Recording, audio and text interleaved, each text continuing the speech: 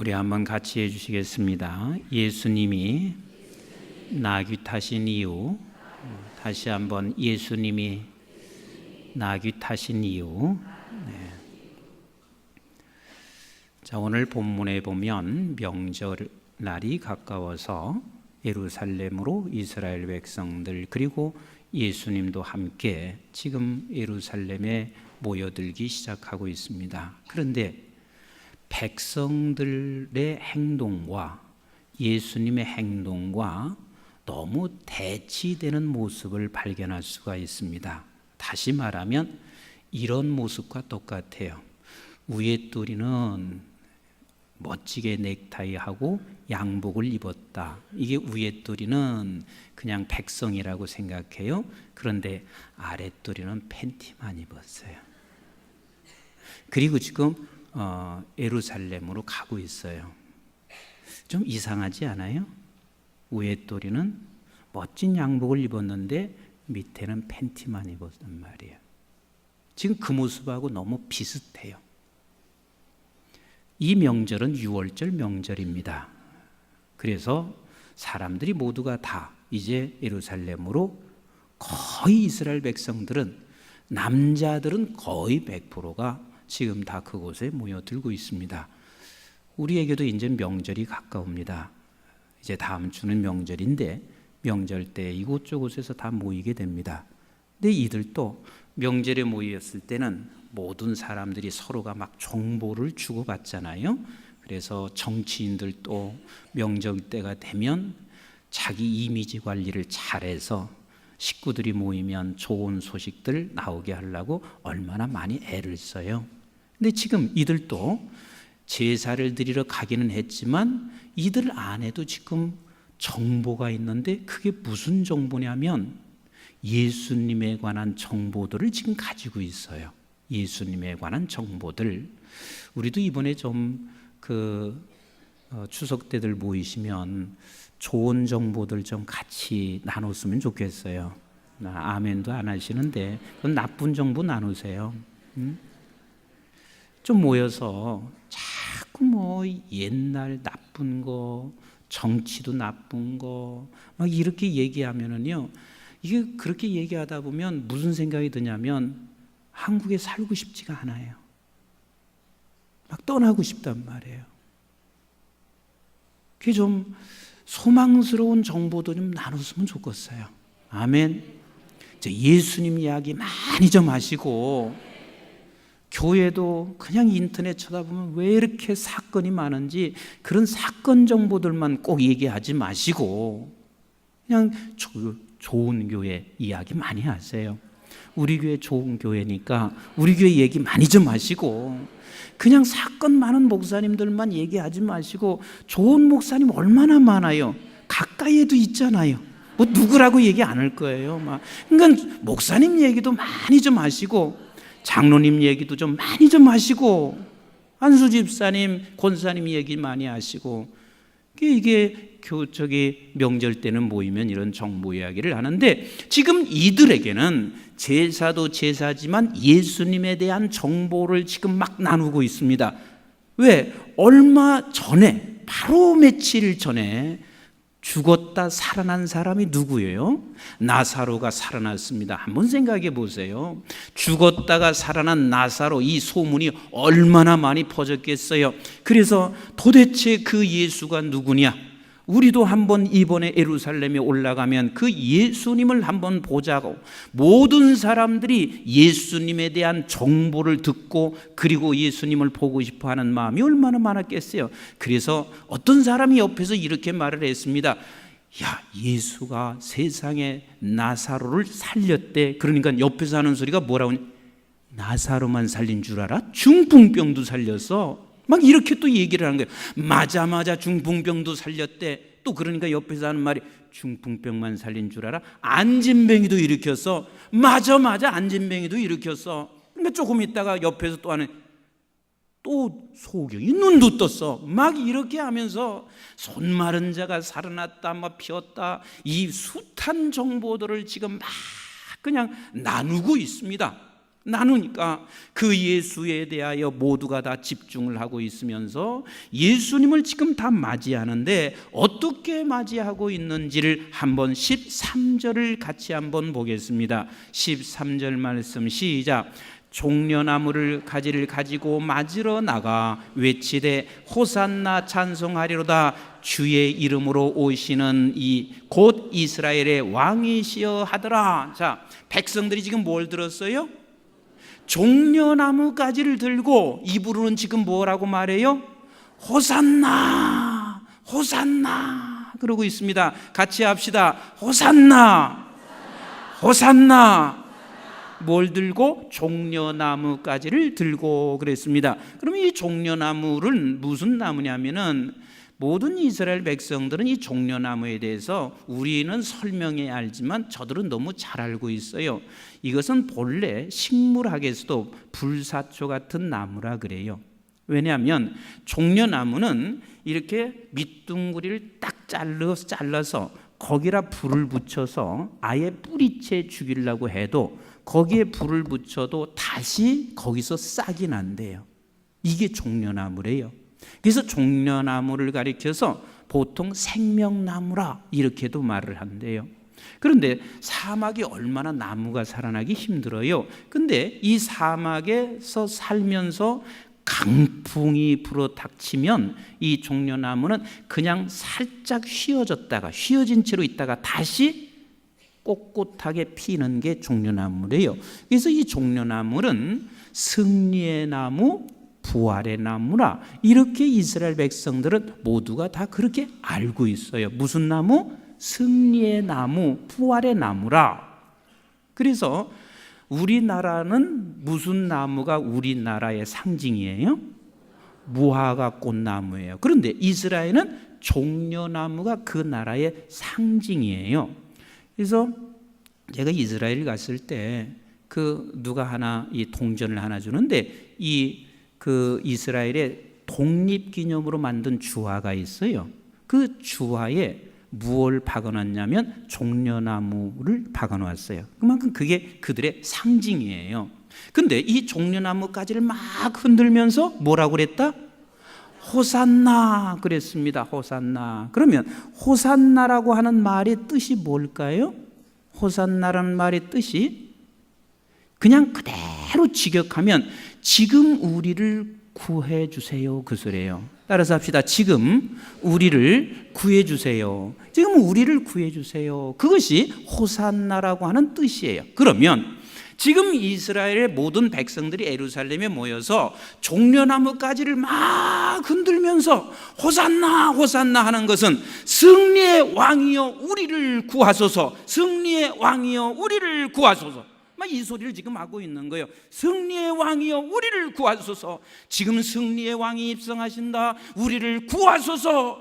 당신은 우리를 구할 만한 능력을 가진 분이다. 그러니 우리를 구하소서 하면서 외치고 있어요. 이 소리 이들이 기쁠까요? 안 기쁠까요? 엄청나게 기쁩니다. 그러니까 위에 뚜리는 뭘 입었다고요? 막 멋진 넥타이와 최고의 옷을 입었어요. 그런데 그러면 거기에 좀 걸맞게 입으셔야 되는데 우리 14절 말씀을 한번 보세요. 14절 시작. 예수는 한 어린 나귀를 보고 타시니 그랬습니다. 예수님이 무엇을 타셨어요? 어린 나귀를 타셨습니다. 어린 나귀를 타셨어요. 그러니까 위에 뚜리 양복을 입었으면, 백성들이 위에 뚜리 양복을 입었으면 바지를 뭘 입었어야 돼요?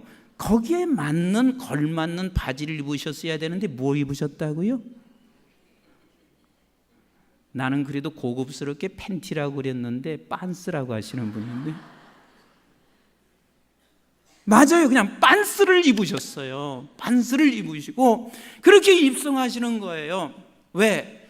여러분, 지금 주님이 입성하시려면 백마를 타고 들어오셔야지. 백마를 타고. 왜?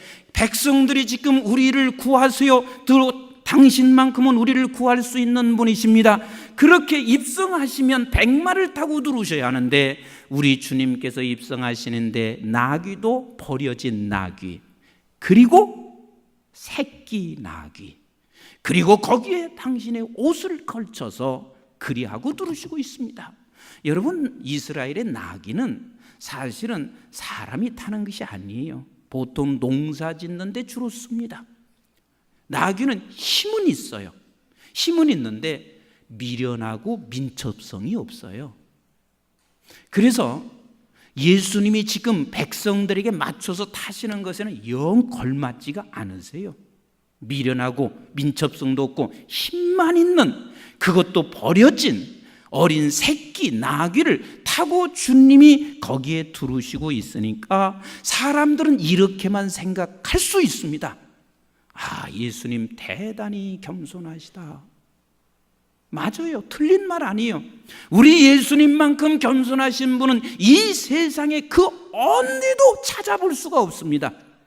하늘에 하나님 되시는 그 분께서 보좌의 자리를 놔두시고 이 땅으로 사람과 같이 되어서, 그리고 또 이 사람 속에 죄인을 섬기시고 죄인들을 위해서 평생을 죽기까지 하신 그 겸손, 이걸 누가 따라갈 수 있겠어요? 정말 겸손하신 분이에요. 그런데 지금 우리 주님이 나귀를 타신 것은 단순하게 겸손한 것을 보여주시기 위함만이 아니라 그 말입니다. 그러면 도대체 또 다른 것이 있을까? 그래서 사람들은 또 이렇게만 얘기할 수 있어요. 우리 예수님이 겸손하지 않다는 이야기가 아니라 나귀를 타신 건 겸손한 건 맞아요. 그러나 또 다른 이유가 있다 그 말이에요. 더 깊은 의미가 있단 말이에요. 그러니까 15절을 생각하면서 이렇게 또 생각할 수가 있어요. 자, 15절 말씀 같이 읽어봐요. 시작. 이는 기록한 바 시온에 따라 두려워하지 말라. 보라, 너의 왕이 나귀를 타고 오신다 함과 같더라. 자, 이 말씀은 결국은 스가랴서 9장 9절 말씀을 그대로 주님이 약속을 이루시고 계신 거예요. 그러니까 사람들은 우리 주님께서 이미 구약 성경에 약속한 것을 주님이 지금 이루시고 성취하신다. 이게 맞아요. 맞는데 이것만을 주님이 의미해서 이 이유 때만 나귀 타신 게 아니라 그 말이에요. 겸손함도 맞고 약속의 성취도 맞는데 그보다 더 깊은 의미와 깊은 뜻과 그 이유를 가지고 우리 주님께서는 지금 나귀를 타고, 새끼 나귀를 타고 들어오시고 계십니다. 자, 그러면 지금 새끼 나귀를 타고 오는 것은 스가랴서 9장 9절 말씀에 그대로 지금 이루어가고 있습니다. 자, 스가랴서 9장 9절 말씀을 같이 보겠어요. 시작. 시온에 따라 크게 기뻐할지어다. 예루살렘에 따라 즐거이 부를지어다. 보라, 내 왕이 내게 임하시나니 그는 공의로우시며 구원을 베푸시며 겸손하여서 나귀를 타시나니 나귀의 작은 것 곧 나귀 새끼니라. 이것을 지금 주님이 행하시고 계신데, 주님은 이것을 행하시면서 나귀를 타시는 것은 더 깊은 이유가 있었다. 더 깊은 이유가 있었다. 그러니까 주님이 나귀를 타시는 것은, 나귀를 타시면서 따라서 합시다. 다음을 보고 끝을 보시며 나귀를 타셨다. 다시 한번 다음을 보고 끝을 보시며 나귀를 타셨다. 이것은 우리가 놓치는 경우가 많아요. 겸손해서 나귀 타시고 약속의 성취로 나귀 타시고 이것까지는 우리가 많이 아는데, 우리 주님이 나귀를 타시는 이유는 다음을 보고 끝을 보고 나귀를 타셨다. 그럼 그 다음이 뭐예요? 스가랴서 12장 10절을 보세요. 우리 한번 같이 보겠습니다. 시작. 내가 다윗의 집과 예루살렘 주민에게 은총과 간구하는 심령을 부어주리니 그들이 그 찌른 바 그를 바라보고 그를 위하여 애통하기를, 독자를 위하여 애통하듯이 하며 그를 위하여 통곡하기. 그가 누구예요? 지금 다 예수님이요. 통곡하기를 장자를 위하여 통곡하듯 하리라. 다시 한번 보세요. 자, 10절을 다시 한번 보세요. 10절 시작. 내가 다윗의 집과 예루살렘 주민에게 은총과 간구하는 심령을 부어주리니 그들이 그 찌른 바 그를 바라보고 그를 위하여 애통하기를. 그게 지금 다 무슨 이야기예요? 십자가에 죽으시는 거 아니겠어요? 애통하기를 독자를 위하여, 독자 누구요? 예수님이요. 애통하듯 하며 그를 위하여, 예수님을 위하여 통곡하기를, 장자를 위하여 통곡하듯 하리로다. 그러니까 주님께서 지금 여기 나귀를 타시고 있는 것은 단순한 겸손과 약속의 성취가 아니라 다음을 보시고 있어요. 그 다음이 뭐냐면, 내가 이 나귀를 타고 갔지, 너희들은 지금 나를 대환영하고 있지만 반드시 나를 잡아 죽일 것이고, 그래서 내가 십자가에 죽을 것이고, 내가 십자가에 죽을 것이고, 그러나 내가 십자가를 죽고 나서 거기서 내가 끝이 나는 것이 아니라 반드시 나는 부활할 것이고, 성령이 너희들에게 오셔서 너희들이, 하나님이 그걸 깨닫게 하시면서 너희들이 찔린 그 예수 그리스도에 관하여 네가 통곡하는 그 모습을, 회개하고 돌아오는 그 모습을 우리 주님은 그 다음을 보시고 있어요. 그래서 우리 주님께서 나귀를 타고 가시면서도 내가 회개할 것을 생각하시고 회개하고 돌아올 것을 생각하시면서 그 다음을 보시고 나귀를 타시고 있습니다. 우리 한번 스가랴서 13장 1절을 한번 보세요. 시작.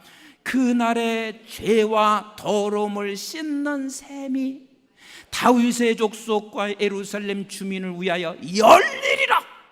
주님은 이 날을 보신 거예요. 이 날을 보셨습니다. 우리 주님께서 나귀를 타신 것은 단순한 겸손과 약속의 성취만이 아니라 다음을 보시고 나귀를 타실 수가 있었습니다. 그리고 거기서 주님은 끝을 보시고 있습니다. 요한계시록 19장 우리 11절을 같이 한번 읽어보겠습니다. 시작. 또 내가 하늘에 열린 것을 보니 보라, 백마가 그것을 탄 자가 있으니 그 이름을 충신과 진실이라. 그가 공의로 심판하며 싸우리라. 내가 지금 나귀를 타고 간다. 다음을 보면서 나귀를 타고 간다. 그러나 끝이 언제가 오냐면 백마를 타고 올 때는 모두가 다 심판하게 된다. 그러니 지금 백성들이 말하는 대로 지금 백마를 타면 구원받을 자가 있어요, 없어요? 빨리 얘기해 보세요. 백성들이 원하는 대로 지금 백마를 타시면 구원자 받을 자가 있어요, 없어요? 없지. 왜? 주님이 백마를 타시고 오신다면 심판이란 말이에요. 그래서 언젠가는 우리 주님께서 다시 오신다. 다시 오신다. 오셔서 반드시 심판하는 그날, 그 끝을 보시면서 우리 주님은 지금 나귀를 타고 올라가시고 계십니다. 그런데 이것을 지금 제자들이 알았어요, 몰랐어요? 몰랐어요. 우리 한번 16절을 같이 보세요. 16절 시작. 제자들은 처음에 이 일을 깨닫지 못하였다가 예수께서 영광을 얻으신 후에야 이것이 예수께 대하여 기록된 것임과 사람들이 예수께 이같이 한 것임이 생각났더라. 언제 생각났어요? 언제 생각났어요? 예?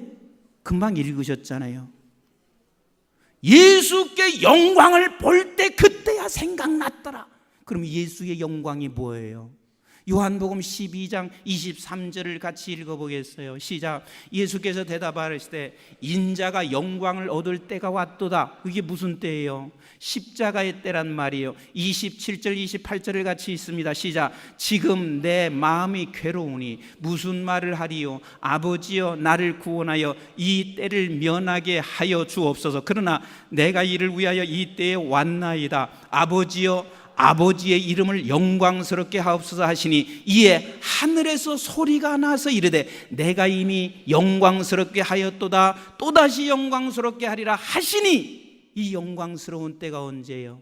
십자가의 때란 말이에요. 그러니까 결국은 지금 예수님이 예루살렘에서 예수님이 이렇게 하시는 것을 제자들은 아무도 몰랐습니다. 백성들도 알 리가 없었습니다. 그럼 언제 생각나고 알았냐면 예수 그리스도께서 십자가에 죽으시고 부활하시고 성령이 그들에게 임한 후에야 그것이 생각났다. 그것이 생각났다. 그러면 지금 우리는 어느 시대에 살고 있어요? 성령 시대에 살고 있어요. 어느 시대에 산다고요? 성령 시대에 우리는 살고 있습니다. 그러면 우리는 반드시 생각나는 사람이 될 것이고 이것을 아는 사람이 된단 말이에요. 그래서 나귀를 타고 가신 예수님은 다음을 보시고 끝을 보고 간 것처럼 우리 또한 나귀를 타고 다음을 보고 끝을 보고 가는 사람, 생각난 사람만이 그게 가능한 일이라 그 말이에요. 제가 목요일 날 오전쯤에 집사람이 그래요. 목사님, 그 메시지 하나가 들어왔는데 목사님 한번 보세요. 근데 이제 메시지를 보니까 우리 교회 이제 안수 집사님이신 그 부인 집사님께서 아침에 나눈 것을 메시지를 이렇게 보냈어요. 근데 그 메시지 내용인지는 그래요. 저도 마음을 다 알거든요.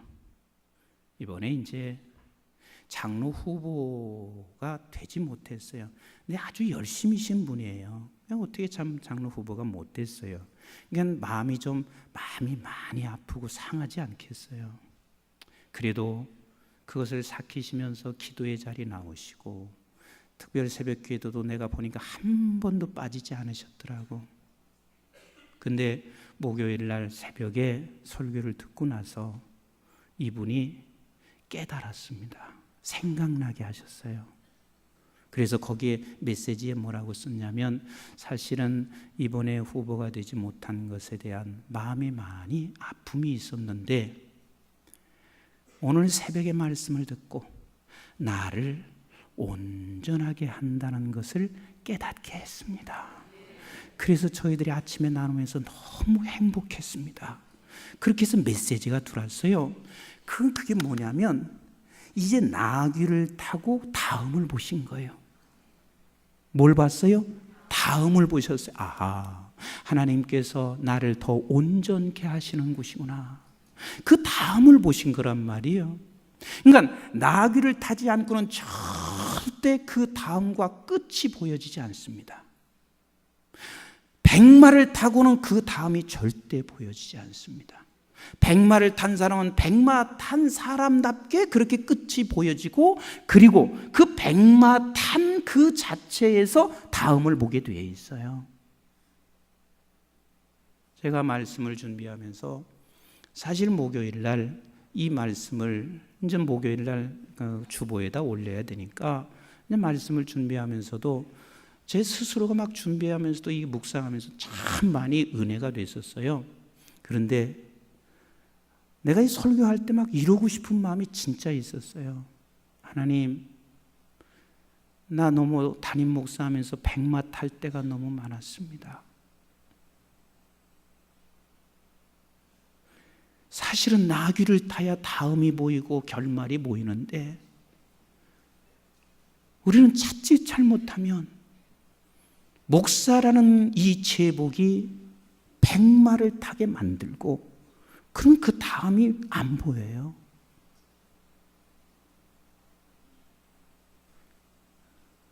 나는 어제도 이 말씀 생각하면서 정말 이 말씀 내게 주셨어요. 그게 참 힘을 얻었어요. 결국은 내가 나귀를 타야 그 다음이 보이고 그리고 결말이 보이는 건데 내가 나귀를 타지 않으면 그걸 볼 수가 없는 거라. 우리 한번 야고보서 5장 11절을 한번 보세요. 야고보서 5장 11절 시작. 보라, 인내하는 자를 우리가 복되다 하나니 너희가 욥의 인내를 들었고 주께서 주신 결말을 보았거니와 주는 가장 자비하시고 긍휼히 여기시는 이시니라. 보라, 네가 인내할 수 있는 것은 무엇이냐면 볼 수 있는 자만이 인내할 수가 있습니다. 우리 주님께서 결말을 보시고 인내를 하시고 십자가의 인내, 그리고 오늘 지금 나귀를 타실 수 있는 그 인내와 같이 우리는 결말을 보지 아니하고는 결단코 그 인내는 우리는 이루어낼 수가 없다는 거예요. 주님은 결말을 보셨습니다. 결말을 보시고 나귀를 타시고 있습니다. 사랑하는 성도 여러분, 지금 여러분들의 나귀는 뭐예요? 나귀는 하나님이 그냥 나를 억지로 나귀를 태울 수가 있어요. 억지로 나귀 태웠다는 것은 억지로 내가 지금 환란이 지금 들어가 있어요. 뭐 하나 내가 지금 잘못한 것은 별로 없는 것 같은데 왜 하나님께서는 지금 나를 나귀를 태우셨는지 몰라. 그러나 이 나귀를 타고 우리는 반드시 무엇을 보라? 다음을 보고 결말을 보셔야 합니다. 다음을 보고 결말을 보셔야 합니다. 아니면 우리는 스스로가 나귀를 타셔서 다음을 보고 결말을 볼 수 있는 사람, 스스로가 나귀를 탔을 때 그게 가능한 일이더라는 거예요.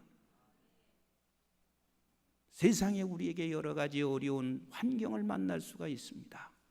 어떤 때는 내가 교회에서 주의 일을 감당하면서 그래도 내가 집에서는 대우받는 사람이고 직장에 가면 그래도 내가 대우를 받는 사람인데 어떤 때는 막 장로님 하면서 그냥 장로님한테 삿대질을 하지 않나.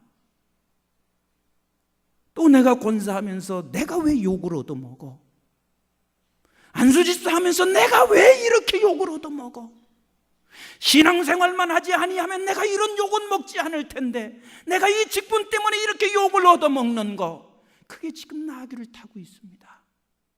그 나귀를 타고 있을 때 다음을 보지 않고 결말을 보지 아니하면 우리는 그 나귀에서 내려와 백마를 타고 싶지 않겠어요? 제가 몇 해 전에 남미에 선교사 대회를 갔는데 어느 한 분이 설교를 마쳤는데 저한테 오셔서 이야기를 걸으셨어요. 근데 그분은 모 선교 단체에 이제 선교사님으로 나오셨는데 국제 변호사세요. 근데 본인 고향이 충청남도 부여인데 어떻게 내가 설교하다가 충청남도 대천이라니까 되게 반가워가지고 뭐 우리는 다 천국이 같은 고향인데요. 부여하고 대천하고 그게 경계선이라고 해가지고 그것도 반가워서 또 찾아오시는 거예요. 그러면서 이 얘기를 나누시는데 사실 본인이 프랑카드를 2번 걸렸대요. 한 번은 부여에서 읍내에서 서울대 입학을 할 때 축 아무개 서울대 입학, 그것도 법대 입학해서 프랑카드 한 번 걸렸고 그래서 모든 읍내 사람들이요 전부 다 자기를 앞으로 대단한 인물이 될 거라고 생각하고 부모님도 얼마나 어깨에 힘을 주고 다녔는지 모른대요. 그런데 대학교 4학년 때 40패스를 하면서 그때 아예 군청 앞에 읍내 전부 다 프랑카드가 걸렸대요. 그러니까 아버지 부모로서는요 그게 얼마나 행복한지 그냥 아들만 쳐다보면 아들에 대한 기대, 그리고 아들은 틀림없이 이 나라에 보통 시골 사람 그러잖아요.